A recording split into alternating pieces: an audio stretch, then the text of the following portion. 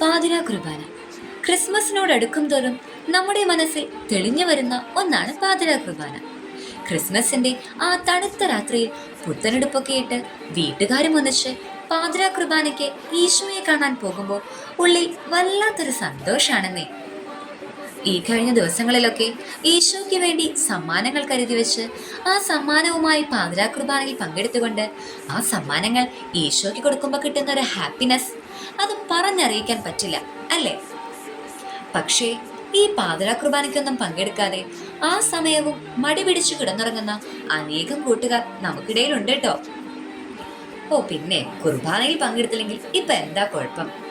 കുടുംബ പ്രാർത്ഥനയോ? അതിൻ്റെ ഒന്നും ആവശ്യമില്ലെന്നേ. പിന്നെ ജപമാല ചൊല്ലാനല്ലേ നേരം. ഇങ്ങനെയൊക്കെ പറയുന്ന ഒന്നോ രണ്ടോ കൂട്ടുകാർ നമുക്കിടയിലും ഉണ്ടാകും, അല്ലേ? എന്നാൽ ഈശോ പറയുന്നു, പ്രലോഭനങ്ങളിൽ അകപ്പെടാതിരിക്കാൻ ഉണർന്നിരുന്ന് പ്രാർത്ഥിക്കുക.